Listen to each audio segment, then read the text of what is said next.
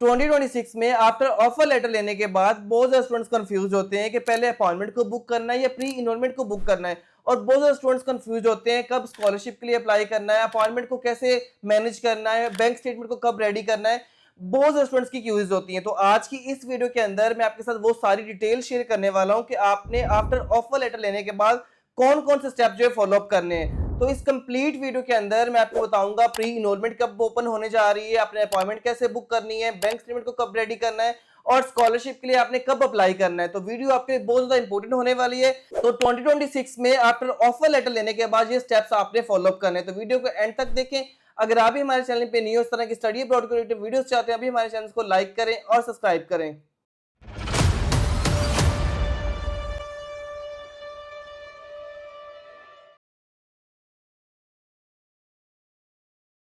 2026 में बहुत ज्यादा स्टूडेंट्स ने जो है वो ऑफर लेटर तो ले लिए हैं, लेकिन नेक्स्ट स्टेप्स का स्टूडेंट्स को आइडिया ही नहीं होता। वो बहुत सारे रॉन्ग कंसल्टेंट से कॉन्टेक्ट करते हैं जो कि उनको रॉन्ग गाइड करते हैं।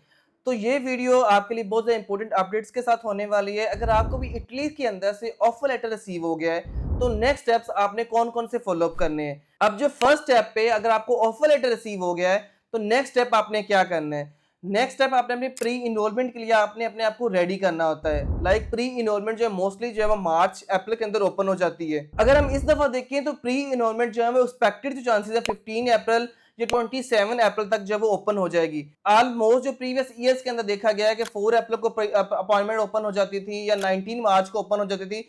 इस दफा क्योंकि ऑफर लेटर भी बहुत सारे स्टूडेंट्स को कम मिल रहे हैं और अपना प्रोसेस को थोड़ा सा हेक्टिक भी कर रहे हैं ताकि कम स्टूडेंट्स अप्लाई करें और सीरियस स्टूडेंट्स ही अप्लाई करें। लेकिन आपने हेक्टिक प्रोसेस से बिल्कुल परेशान नहीं होना। प्रोसेस वही है, जस्ट ऑफर लेटर थोड़े से स्टूडेंट्स को लेट रिसीव हो रहे हैं। अगर आपको ऑफर लेटर रिसीव हो गए हैं तो नेक्स्ट आपने अपने आप को प्री इनरोलमेंट के लिए रेडी करना है। आप बार बार पोर्टल चेक करते रहो और स्क्रीन पे आपको लिंक भी नजर आ रहा होगा, आप लिंक के थ्रू चेक कर सकते हो। आपने इस लिंक के थ्रू जो है प्री इनरोलमेंट के लिए अपने आप को इनरोल करना होता है। प्री इनरोलमेंट जब इटली के लिए एक मोस्ट इंपॉर्टेंट स्टेप होता है, उसके बाद ही आप अपॉइंटमेंट को बुक कर पाते हो। विदाउट प्री इनरोलमेंट आप अपनी अपॉइंटमेंट को कभी बुक नहीं कर सकते हो। जिस तरह मैंने आपको अपनी पुरानी वीडियोस के अंदर बताया है कि प्री इनरोलमेंट क्यों जरूरी होती है। अगर आपको 3 ऑफर लेटर रिसीव हुए हैं तो तीनों में से आपने एक को चूज करना होता है, उसको हम कहते हैं प्री इनरोलमेंट। आप अपनी प्री सीट को कंफर्म करना होता है। लिंक आपको अगेन स्क्रीन पे नजर आ रहा होगा, उसको अपने बार बार चेक करना है। अपना ऑफर लेटर वहां पे आपने अपलोड करना है। अपलोड करने के बाद जो है आपको एक मेल आएगी, एक मेल एम्बेसी की तरफ जाएगी और एक मेल यूनिवर्सिटी को चली जाएगी। प्री इनरोलमेंट के बाद आपने अपने आप को अपॉइंटमेंट के लिए रेडी करना होता है। अभी तक कोई अपडेट नहीं है अपॉइंटमेंट की, अपॉइंटमेंट कब ओपन होने जा रही है, लेकिन आपने अपने आप को रेडी रखना है। अगर इंटियाना प्रीवियस ईयर था, उसके बाद बीएलएस था, लेकिन इस दफा जो सिस्टम आएगा वो अपडेट के साथ आएगा। क्योंकि इटालियन गवर्नमेंट भी हमेशा पाकिस्तानी स्टूडेंट्स के साथ होती है ताकि पाकिस्तानी स्टूडेंट्स ज्यादा से ज्यादा मूव कर सकें। लेकिन फिर पाकिस्तान के जो अंदर एम्बेसीज हैं वो करप्ट सिस्टम की वजह से स्टूडेंट्स को अपॉइंटमेंट नहीं मिल पाती। इस दफा जो सिस्टम आने वाला है वो बहुत ज्यादा स्ट्रॉन्ग अपडेट के साथ आने वाला है, जिसमें कोई भी एजेंट माफिया का कोई रोल नहीं होने वाला। इसी वजह से अभी तक अपॉइंटमेंट या प्री इनरोलमेंट ओपन नहीं हुई, क्योंकि उन्होंने अपने सिस्टम के ऊपर वर्किंग करना स्टार्ट कर दी है। नॉर्मली अपॉइंटमेंट आप 10K के अंदर बुक कर सकते हो, इससे ज्यादा इसके चार्जेस नहीं होते। लेकिन एजेंट माफिया जो है वो 4 लाख में या 5 लाख में सेल कर रहे होते हैं। पहले आपने खुद ट्राई करनी है।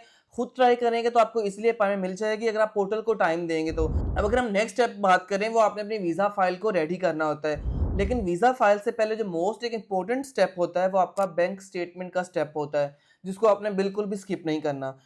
First of all bank statement के लिए आपका 3 to 6 मंथ ओल्ड अकाउंट होना चाहिए। ये मस्ट रिक्वायरमेंट है। स्पॉन्सर्स आपको आपके मदर फादर या आप खुद भी अपने आप को कर सकते हो। उसके अलावा आपके चाचा मामू ताया कोई भी आपको स्पॉन्सर नहीं कर सकता और ना ही आपने इनको ऐड करना है, अदरवाइज आपको डायरेक्ट रिजेक्शन आएगी। बैंक स्टेटमेंट के लिए जो मोस्ट इंपॉर्टेंट और बेस्ट टाइम होता है वो अप्रैल या मई टाइम होता है। इसके अंदर आप अपने अमाउंट को स्लो स्लो करके जो है रखवाना स्टार्ट कर दो।